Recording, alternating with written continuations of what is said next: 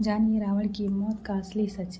एक पौराणिक कथा के अनुसार एक बार रावण पृथ्वी से भ्रमण करता हुआ हिमालय के घने जंगलों में जा पहुंचा, जहां उसने एक रूपवती कन्या को तपस्या में लीन देखा। कन्या की सुंदरता से आसक्त होकर उसने कन्या की तपस्या भंग करते हुए उसका परिचय जानना चाहा।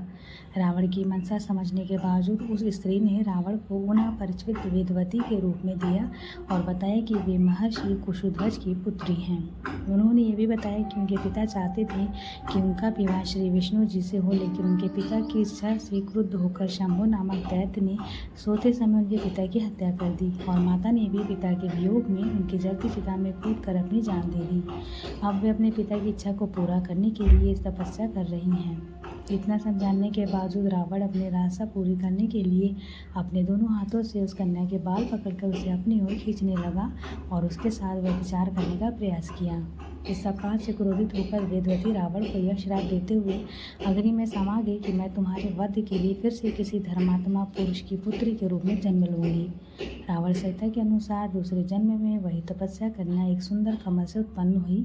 इस जन्म में भी रावण ने पुनः उसे पाने हेतु से अपने महल में ले गया, लेकिन वहाँ के ज्योतिषियों ने उस कन्या को देखकर रावण को कहा, यदि यह कन्या इस महल में रही तो अवश्य आपकी मौत का कारण बनेगी। यह सुनकर रावण ने उसे समुद्र में फेंकवा दिया। वही कन्या पृथ्वी पर पहुंचकर राजा जनक के हल जोते जाने पर खेत में पुत्री के रूप में प्राप्त हुई थी, जो बाद में रावण के वध का कारण बनी। रावण के पोते का श्राप। एक दूसरी पौराणिक कथा के अनुसार रावण जब विश्व विजय करने के लिए स्वर्गलोक पहुंचा तो उसे रंभा नामक एक अप्सरा दिखाई दी, जिस पर वो मोहित हो गया। वह अपनी वासना पूरी करने के लिए उसने रंभा को पकड़ लिया। रंभा ने रावण को बताया कि वह उसके बड़े भाई कुबेर के बेटे नल कुबेर की होने वाली पत्नी है और रावण की पुत्रवधू के समान है।